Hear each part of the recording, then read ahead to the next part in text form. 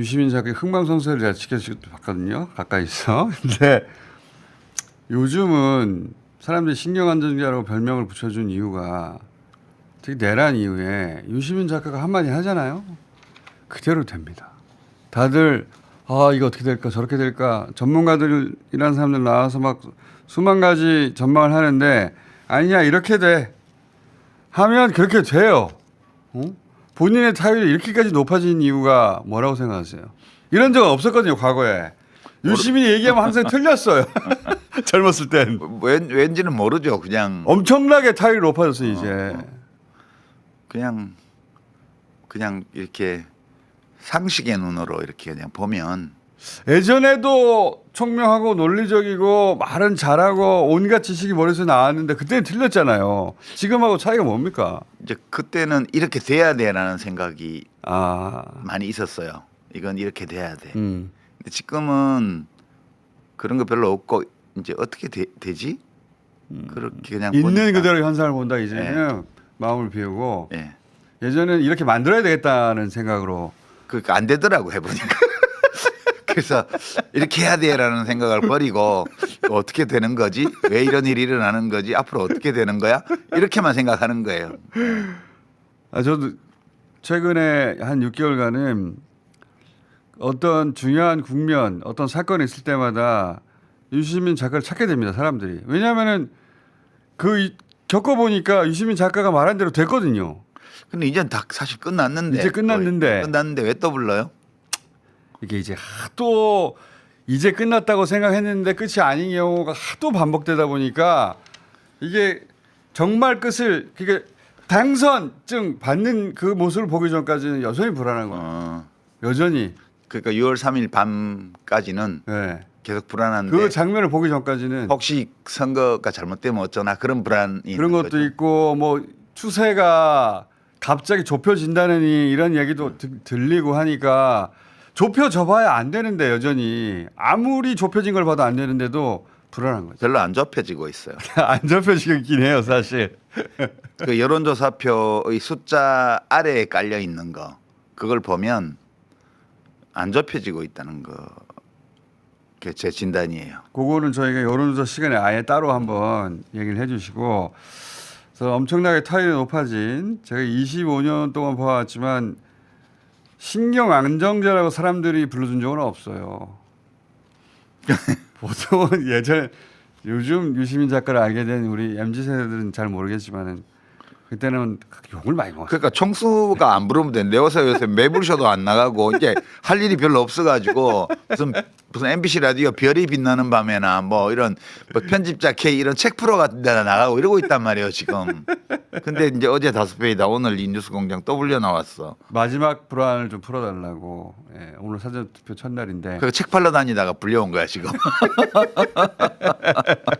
여전히 불안감이 사람들한테 있어요. 예, 그 불안감에 대해서 우리 신경 안정제로 풀어보자는 뜻인데 이준석 후보에 대해서 별로 할 말이 없다고 평상시에 해오셨는데 마지막 토론에서 큰 사고 쳤잖아요. 정치인으로서의 자질에 대해서 어떻게 생각하십니까? 그건 뭐 없다고 제가 이미 수년 전부터 말을 해왔는데 네. 이번 건을 보면 그 이제 속이 빤히 보여요. 우선 그 참 헛짓거리한 건데 헛발질 하다가 자기가 넘어진 거거든. 맞아요. 이게 우선 그 이준석 후보가 자주 한 것으로 자주 보는 것으로 알려져 있는 그 커뮤니티 거기에 이렇게 또 그거보다 더 저지른 어떤 유튜브에서 이렇게 편집해서 올려놓은 그런 게 있어요. 댓글이 어떤 사이트에. 근데 그게 사실 거기 나오는 표현을 보고 한 것 같은데 이제 젓가락만 똑같은 표현이고 거기 있는 그 댓글은 이렇게 남자를 얘기한 댓글이거든 그게. 아 그래요? 애초에? 예, 그러니까 지어낸 거야. 원래 남자. 그러니까 그런 그 사실 확인도 안 된 그 쪼가리가 있긴 한데 그 출발이 된 그 쪼가리도 대상은 또 남자였어요? 예, 젓가락 그 얘기가 나온 멘션은 남자고 그다음에 그게 이재명 후보의 아들과 관계 있다는 근거도 한 개도 없어요. 그리고 어제 기자회견에서 기자들이 그걸 물었어. 그래서 이재명 아들이 그랬다는 거냐? 그건 아니고. 그러니까 그것도 없고. 잠깐만 이거 한번 들어봅시다. 예. 저는 이재명 후보의 그 아들이 그 사람이라고 특정해서 이번에 얘기한 건 아니지만 그럼 왜 얘기했냐고. 그 얘기 왜 하냐고. 그러니까 저게 통치 결정이 났다라고 끊어주세요. 보도가 된 걸 제가 읽어. 저게 이제 이재명 후보하고 아무 관계도 없는 거, 아들하고도 아무 관계도 없는 어떤 퀄리티가 아주 떨어지는 사이트에 그 댓글을 그것도 가세현에서 편집해 놓은 거를 가져다가 남자를 여자로 바꿔가지고 그래갖고 대선 후보 토론회에서 질문을 한 거거든. 경악을 금치 못할 진짜 와. 그러니까 그 내용 눈이 진짜 제가 그 듣다가 와. 그러니까 저거는 뭐 그냥 돌았나 봐. 그냥. 와. 그러니까 그런 오늘 보니까 정치하면 안 돼요 이런 사람. 예, 그 우리 청소 좋아하는 사람들 있는 사이트에 게시판에 그런 게 나왔더라고. 그 이준석 부모님 아니 이재명 후보 아드님을 어떻게 공격하려고 했는데 봤더니 이준석 후보 부모님의 아들이 더 저지른 것 같다고. 예? 야. 그러니까 그게 도대체가 뭐 하는 짓이냐고. 그러니까 이제 이준석 씨 그냥 정치 그만하시고 국민은 당신을 원치 않으니까 개인의 행복을 찾아 떠나세요. 요즘 떠나는 사람 많더라고 개혁신당. 예전부터 그러셨거든요. 이준석 후보한테 필요한 건 지금 돈을 벌어보는 경험이 필요하다고. 네. 그 생활 한번 해봐. 그냥 아빠 찬스로 그다음에 아빠 친구 찬스로 뭐 이렇게 해서 이제까지 살아왔잖아. 이제 그만하고 본인 능력과 본인의 힘으로 돈 벌면서 한번 세상에서 살아봐요. 네. 자, 이준석 후보 이야기는 길게 안 하고 싶어 하시니까 근데 이제 후보가 한 사람 더 있습니다. 근데 이분은 학창 시절부터 아셨고 그 부인도 아시고 김문수 후보를 아신 시절이 굉장히 오래잖아요, 그죠? 그럼요. 그 따님은 저를 기억 못하겠지만 저는 그 따님 아주 어렸을 때부터 알죠. 집을 드나드셨다면서요? 예, 김문수 그럼요. 후보가. 이웃에 살았고. 이웃에 살았고 그리고 부인도 잘 알고 그리고 김문수 후보가 수감됐을 때 구명운동도 하지 않으셨나요? 아 제가 그 법정 진술 같은 거 다 메모해가지고요. 네. 기억으로 복귀해서 그 일종의 야매 녹취록 만들어가지고 사방에 붙이고 다니고 뿌리고 다니고 그 그 집도 시절에. 오랫동안 했어요. 예. 부인과 함께 하지 않았습니까? 그것도? 같이 했죠. 예. 그죠. 우리 같이 잠도 많이 잤어요. 농성장에서. 농성장에서 밤새면서. 그래서 김문수 후보의 젊은 시절부터 정치인 시절까지 왜냐하면 경기도지사 선거 때 상대도 해봤고, 예. 근데 최근에 김문수 후보 그리고 그 부인 설 씨, 저는 납득이 김문수 후보 저도 길게 인터뷰해 본 적도 있고 지켜본 적이 있어가지고 그 인생을 쭉 되짚어 보면은 노동운동하다가 저 신한국당인가 그때 지금 국민의힘 전신으로 넘어간 것까지는 저는 그럴 수도 있다고 생각합니다. 그런 사람 꽤 많이 있으니까. 예, 그때 이제 소련 몰락하면서 그때 글로 넘어간 사람들이 꽤 있잖아요. 왜 갔는지에 대해서도 여러 가지 얘기가 있어요. 근데 네. 사실 뭐 내놓고 말하기는 어려운데 김문수 후보 자신이 그때 간첩 이선실 사건 얘기하고 그러더라고요. 영상 보면 그런 거 있습니다. 네. 그때 민주당 정치인들도 거기에 엮여가지고 고생한 분들이 있는데 민중당도 그때 다 엮였거든. 민주당은 이 김문수 후보의 당이었어요 그때. 예, 뭐 이재호, 김문수 예, 뭐 예. 이런 사람들이 하던 당인데 그거를 이제 김영삼 대통령이 덮어주고 대거 영입했다는 썰도 많이 돌고 그랬어요. 왜 저 사람들 한꺼번에 절로 갔겠냐. 근데 뭐 그거 다 지난 일이고 네. 이제는 또 뭐 그 당내 갔으니까 국민을 위해서 나라를 위해서 잘하면 되죠. 저도 근데 잘할 수가 없어. 잠깐만요. 넘어갈 수는 있다고 생각했는데 인생 전체를 봤을 때 제가 이건 진짜 이해 안 간다고 하는 대목이 박근혜 탄핵 때 갑자기 그 직전까지는 박근혜를 비판하다가 박근혜 탄핵 때 어느 날 갑자기 아스팔트의 전사로 돌변했거든요. 그 과정을 이해를 못 하겠어요. 원래 그렇게 좀 극단적인 사람이에요. 끝까지 간다고. 아니 근데 왼쪽을 하든 오른쪽을 하든. 그 직전까지 박근혜 비판적이었다니까. 그러니까 그게 이제 왼쪽 극단에서 오른쪽 극단으로 쭉 평생에 걸쳐서 이동해온 분이잖아요. 그 도정에서 있었던 일이죠. 그냥 그런 거는. 그거를 일관성 면에서 자꾸 왜 앞뒤가 안 맞냐 이렇게 말하는 거는 논리적으로는 타당한 지적인데 그냥 이 사람은 권력을 추구하는 거예요. 그게 유리하면 그렇게 가는 거예요. 자기가 권력을 추구하는데. 그러다가 근데 그렇게 해갖고 대통령 후보까지 됐잖아 드디어. 근데 예. 그때는 박근혜 편에 서가지고 이길 수 없잖아요. 그때 왜 태극기 전사가 돼서 정강훈까지 가버렸지? 나는 그 대목이 이해가. 그거 했기 때문에 지금 국힘당의 대통령 후보가 됐잖아요. 그렇긴 한데 근데 그 선견지명이 있는 거지. 생긴지 왜 그 김문수 후보를 그렇게 과소평가해요? 굉장히 긴 안목으로 언젠간 내가 이 당의 대통령 후보를 먹고 말 거야라는 그런 비전을 가지고 해왔다고 우리가 인정을 해주자고요. 그 글로 넘어가던 시절에 그때 독일에 계셨죠. 예. 통화해 보신 적은 없어요? 그 국회의원 되기 전에는 통화했는데 국회의원이 되고 나니까 통화가 안 되더라고. 그 설란영 씨가 중간에 전화를 받아가지고 그때는 핸드폰이 없던 시대잖아. 집 전화를 해야 되는데. 예. 왜 전화하셨어요 그때? 그 기왕 간 거는 어쩔 수 없는 건데 가서 좀 잘 하시라고 얘기하고 싶어가지고. 근데 왜 안 바꿔준 겁니까 부인이? 아니 안 바꿔준 건 아닌데 내가 바꿔서 통화하고 싶은 생각이 없어지더라고. 통화하다가? 예. 왜요?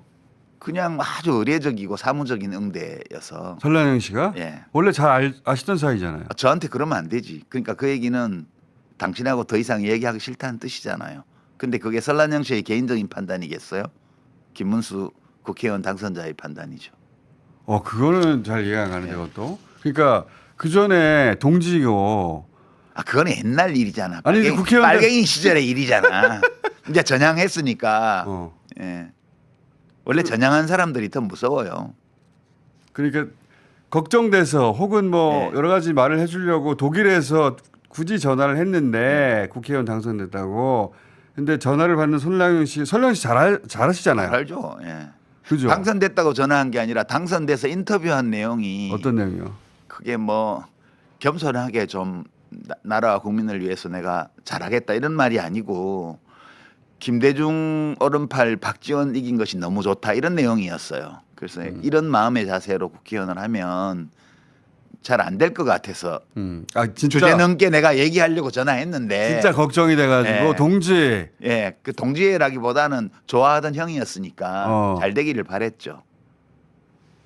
그래서 걱정돼서 전화했더니 그렇게 잘 알던 그때 동지였던 설랑영 씨가 의례적으로 더 이상 전화할 필요 없어요라는 뉘앙스로 전화를 받더라. 네, 감사합니다. 이런 거 있잖아요. 그러면 말을 할 수가 없죠. 저 누구라고 얘기했는데. 유시민을 모를 리가 없잖아요. 남편 그 군명 활동 같이 한 거 아닙니까 그때? 그렇죠. 야, 그러고 나서 끊어졌다. 예, 그 뒤로는 사적인 어떤 대화는 한 적이 없고 이제 뭐 경기도지사 선거에서 후보 토론 같은 거나 하고 그랬지 뭐 그 외에는 없죠. 그러면 설란영 씨를 이제 처음 본 분이 많거든요. 근데 오래전부터 아셨잖아요. 근데 최근에 설란영 씨가 뭐 여기저기 지면도 혹은 영상으로도 많이 등장하시는데 그 우리 설란영 씨 영상 중에 틀 거 있습니까? 준비된 거 아무거나 하나 준비해. 자, 남편 표를 열심히 깎고 있더라고요. 예. 저도 그 납득하기 진짜 어려운 지점인데 예를 들어서 하나 틀어봐 주세요. 제가 노조하게 생겼습니까? 일반 사람들이 생각할 때 노조는 아주 과격하고 세고 못생기고 아주 저는 반대되는 사람이거든요. 예쁘고 문학적이고 부드럽고. 왜 저렇게 얘기하지? 아니 저런 얘기야 문학적 표현이니까 그렇다 쳐요. 문학적 표현 아니지. 어쨌든 왜 저렇게 얘기하지? 그러니까 자기는 이제 신분이 달라졌잖아요. 본인도 노조위원장 출신이지만 구로이공단인가 거기 세진전자라는 그 전자부품회사의 노조위원장을 했지만 그건 과거의 일이잖아요. 지금은 자기는 아주 신분이 높은 사람이에요. 대통령 부인이 될지도 몰라요. 그렇게 생각을 하면 저런 말 할 수 있는 거죠. 근데 대통령 명부인이 안 될 건데 그러니까 참 안타깝죠. 예. 그리고 예를 들어서 그 부인이 부인을 공격하는 경우는 없단 말이죠. 그건 없죠. 그러니까 그 표를 깎는다고요. 그 자꾸 김건희 떠올리게 하잖아요. 그 왜 본인이 이제 부인으로 나와서 왜 이재명 후보 부인을 공격하죠? 그러니까 그걸 하지 말라고 하는 사람이 없는 거예요. 주변에. 저기 다 집단적으로 정신이 나갔어. 저기. 아니 왜? 아니 남편은 TV 토론 나가가지고 무슨 가짜 총각, 가짜 검사, 뭐 범죄자 이러고 앉아 있고, 그 배우자는 나가가지고 경제 후보 배우자를 또 싣고 그러니까. 있고, 이게 도대체 부창부수도 이런 희한한 부창부수가 없어요. 그러니까 귀하들은 대통령 부인 안 돼. 그러니까 그 하시지 말라고라고 누가 옆에서 얘기를 해줘야 되는데 얘기해 주는 사람이 한 명도 없는 거예요. 저기. 오랫동안 알았던 사람으로서 이게 지켜보면 어때요? 별 감정 없어요. 망하는구나 그거지. 이제는 뭐 애정이 없거든 나는. 예. 그래 망해라 망해. 그렇게 하고 있죠. 망해라 망해.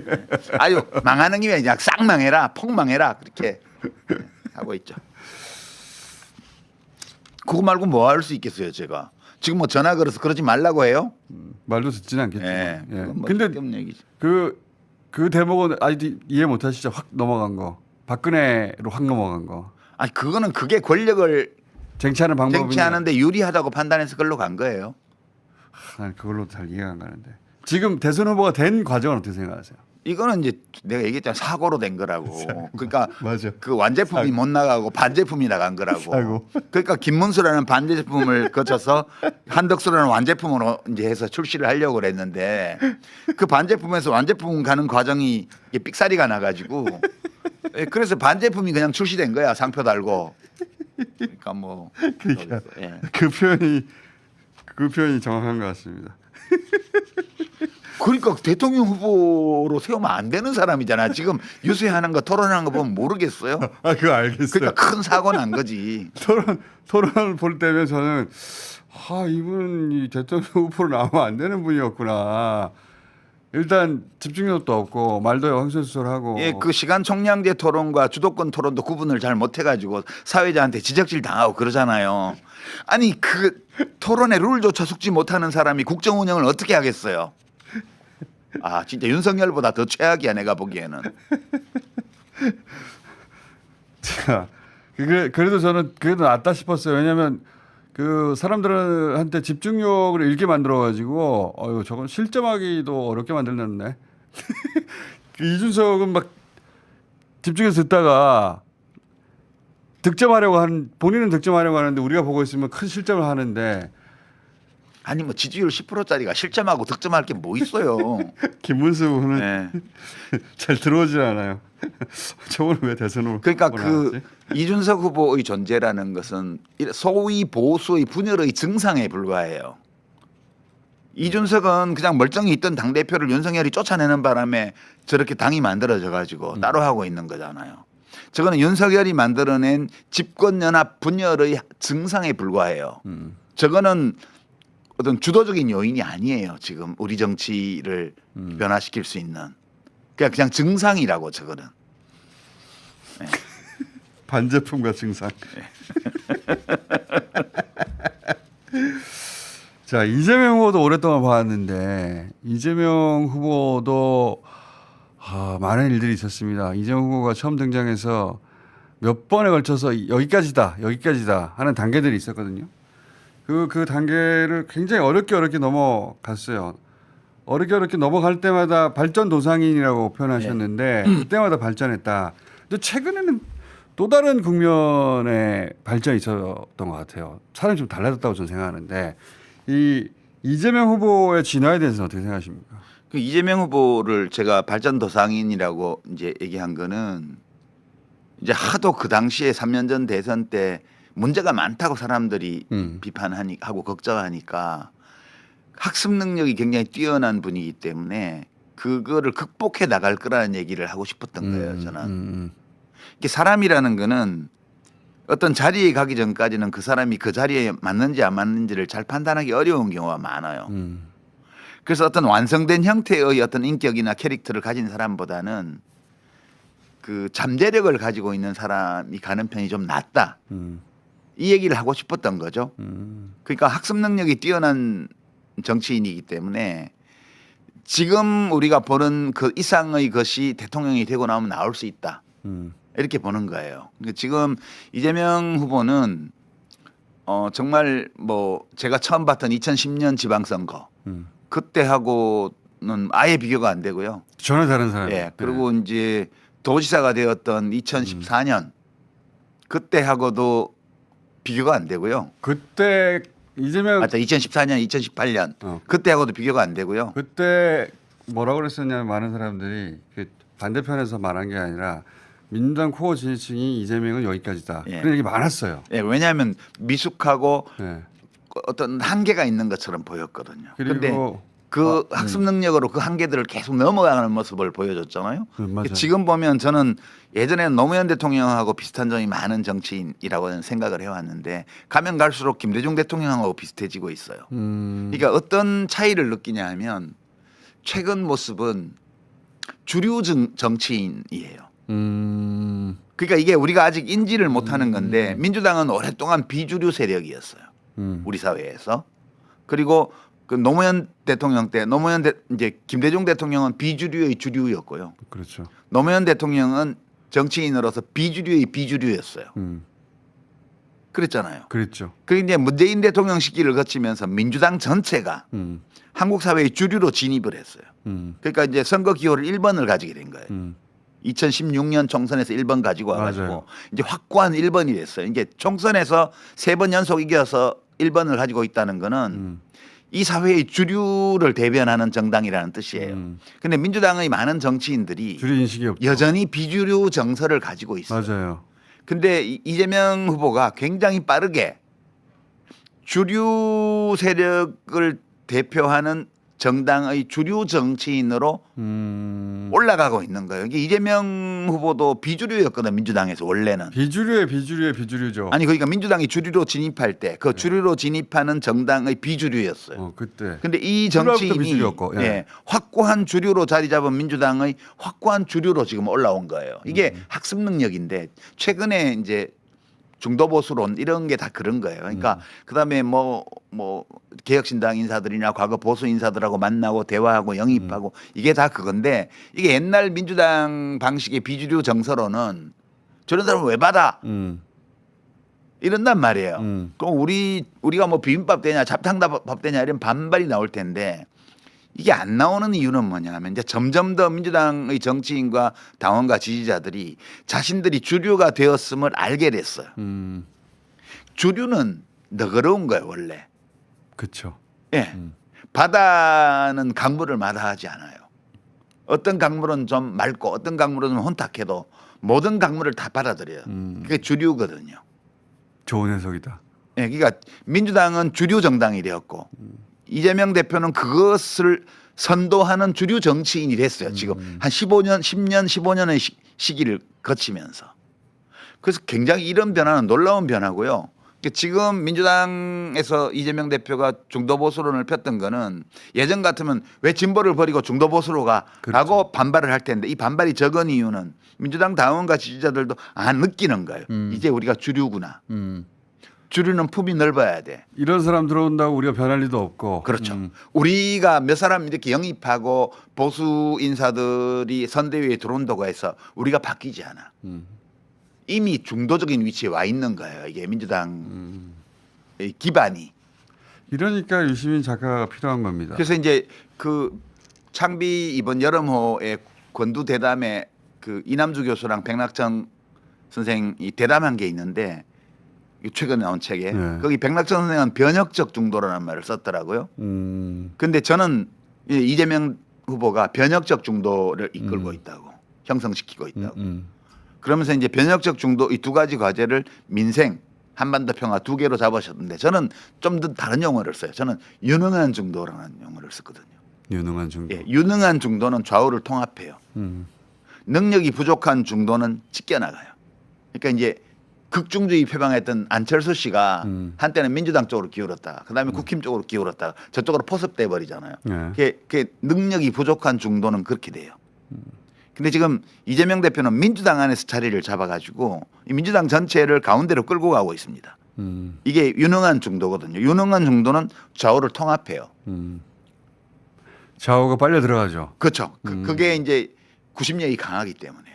그래서 이제 한 사회가 잘 될 때를 보면 민주주의 사회가 중도 진보, 중도 보수가 유능할 때, 그때 극단주의 세력이 약해지고 정치가 조금 더 생산적인 쪽으로 가게 돼요.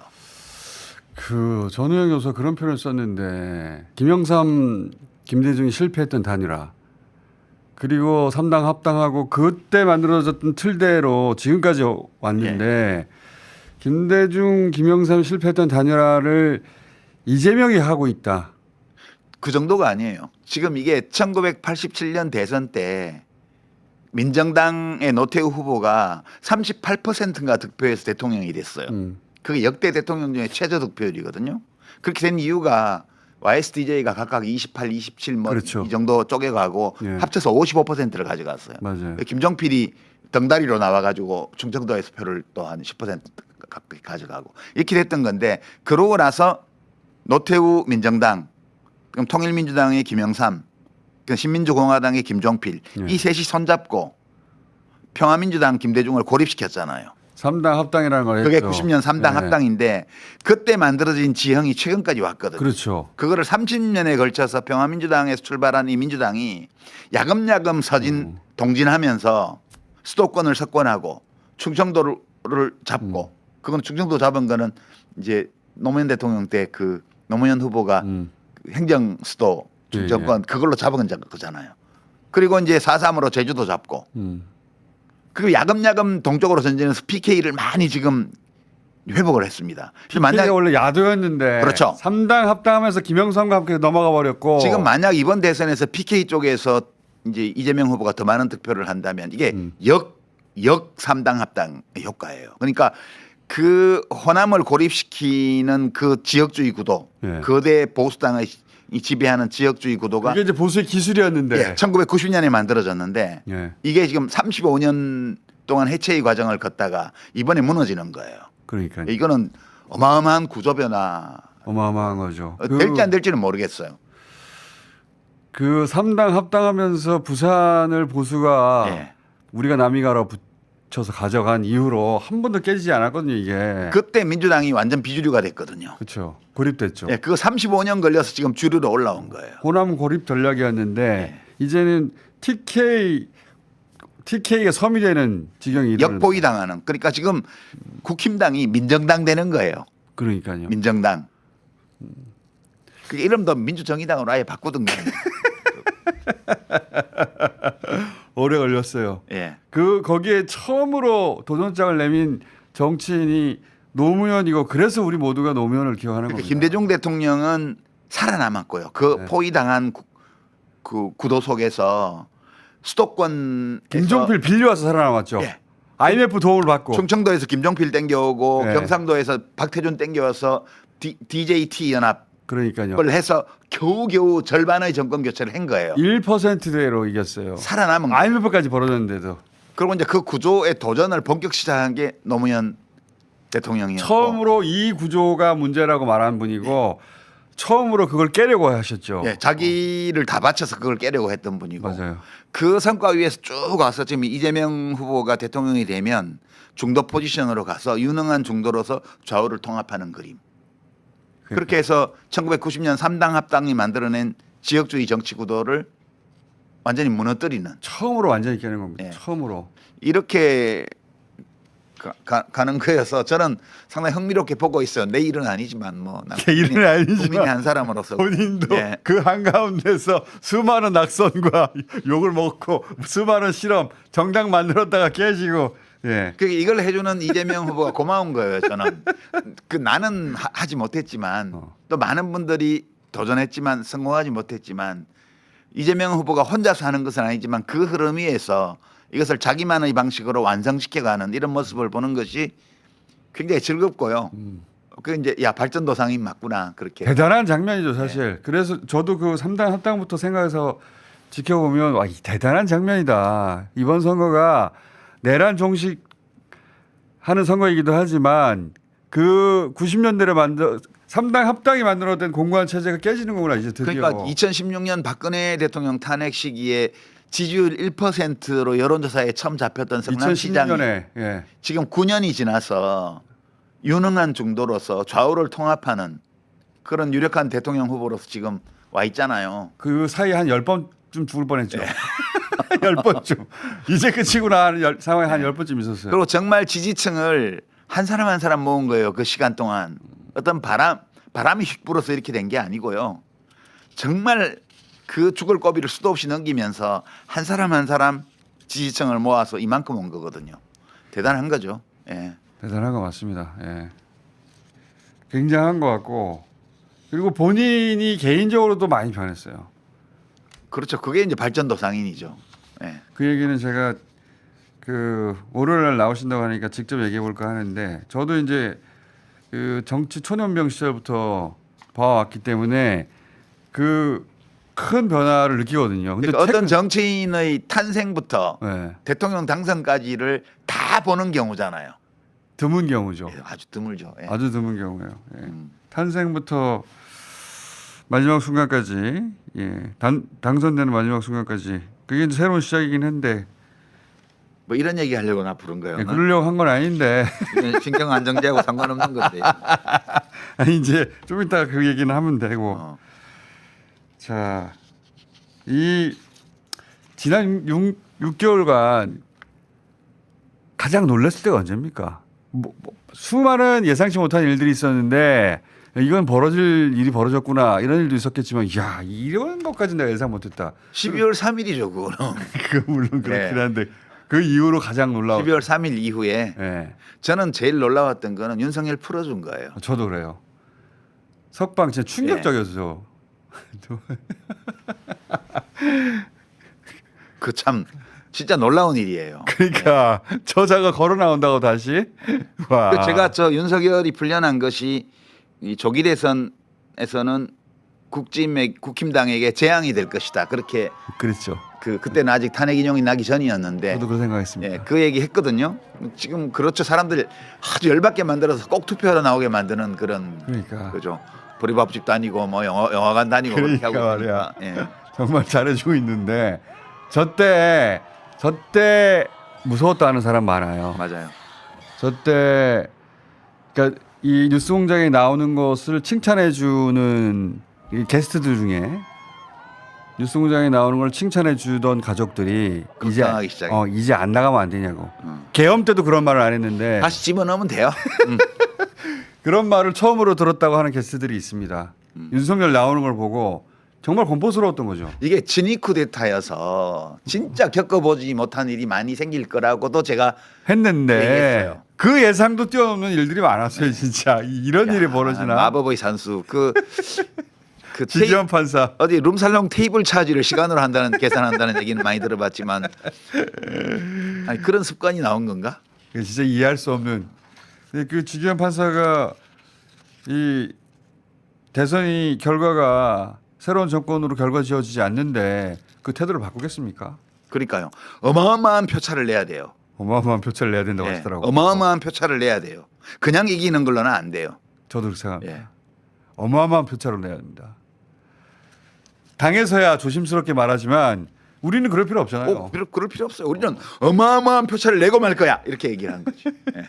자, F4 기다립니까 밖에? 자, 입장합시다. 입장. F4 바로 이어가겠습니다. 아 여기 찌라시 위원회?